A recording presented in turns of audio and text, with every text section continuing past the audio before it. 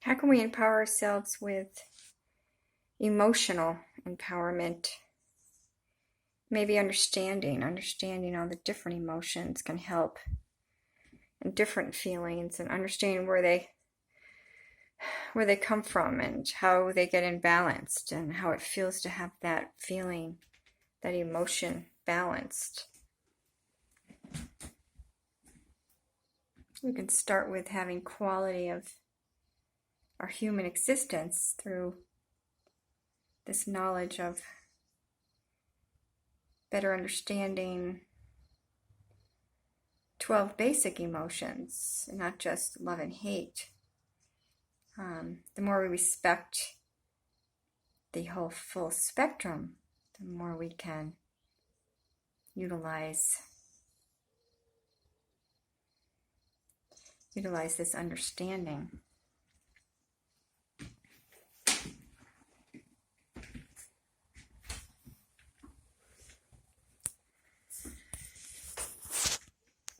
You know, there's this overcriticalness.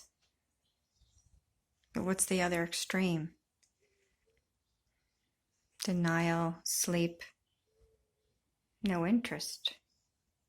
But at the center of the feeling of being very critical is actually part of us that's helpful and giving and caring.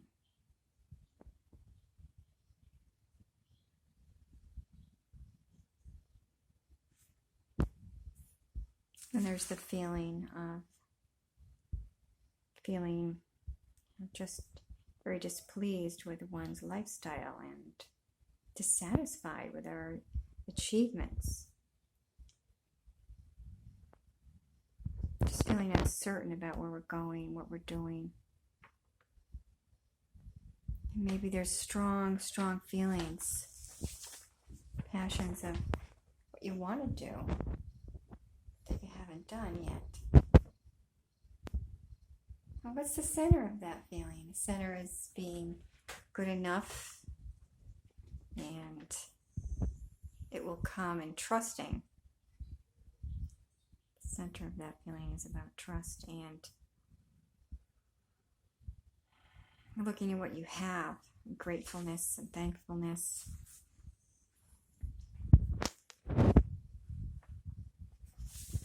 And the other extreme is just too many things of interest and just no quality. You know, maybe sometimes people get too just very uninterested in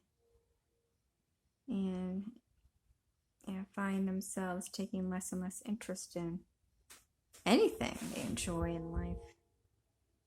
There's the train. It's tunnel vision. So we're getting a message about tunnel vision.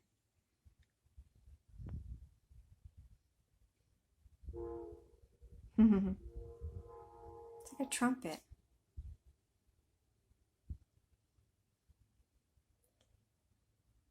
So what's the other extreme? Being content with what you do and enjoying the things finding things you enjoy. Resentment and bitterness can come through just not forgiving or forgetting. It's just always remembering the past and, always holding on. And then there's the other emotion where you just want to accept it. Just want to just live with it. And what's the other extreme? It's trying to handle it too much, trying to control things. We don't want to be either way, but we get that way. So what happens? That's as bad as it gets. That's it. But we can figure it out and then be glad that you're so smart you have it figured out. And then, the more there's awareness of an emotion, the more it dissipates. Again, you don't really have to do anything with the emotion. Don't try to push it, frame it, don't try to change it. Just be aware of what that emotion is, and then claim that you understand it, and give it space and room. And then it finds its way. It finds its way out and on its own accord, its own mind, the mind of its self-thinking mind of its own nature will find its way out. Just give it room. Just accept the emotion that you've come to.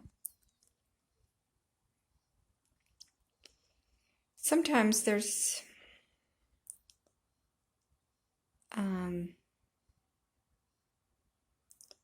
that there's nothing in your future and you feel limited. You just have a lot of anguish. And what's the other extreme?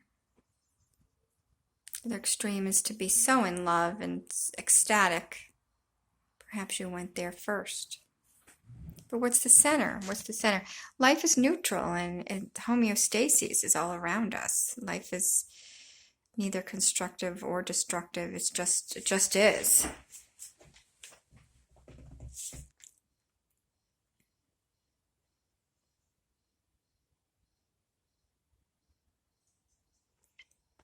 But these extremes, these radical extremes it's really a message about balancing and harmonizing and getting a more well-rounded life. And being done with that emotion, just let it be and say hello to it and give it a little space, and you don't have to be owned by it. It doesn't own you. You don't own it.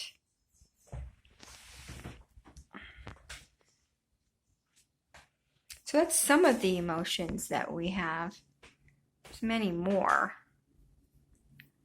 But in these times, we're so lucky now to have this break. But there must be some very much that it's just bringing everything up. And that's okay. It's time to do that. And there's room and space for everything that has to come up. You've already had everything that's been hidden or buried or unacknowledged going on anyway. So when we start to put it into words, we feel we might not be able to handle it, but it's still the same emotion whether you articulate it or not. And that's where self-empowerment comes in. Our thoughts think, but we don't have to become the thoughts. A full human body is the heart beating, and it's beating, and so it has a function. The mind has a function, the emotions have a function. We don't have to become that part of our body. We can clear out, be an open vessel of love and joy and truth and harmony and abundance. And it's truly what we want. And that's truly what we get when we clear out and just honor the mystery. We know not what anything really is. Just been more words, more labels. Sure, we can label an emotion as overcritical. We can label a tree. We can even study an apple, the seeds of an apple, the atoms of an apple, the Adam's apple. But what are we really finding out? Nothing. We're not finding out why we're here, or what anything is, or how it started. We really aren't getting any closer, because we are the very answer to every question. So emotional empowerment is a blessing. It can be used to create fortitude and strength, and also weakness, to be happily unhappy, to merge, to be merrily unmarried, to merge feelings, and to create more of a sacred space for ourselves.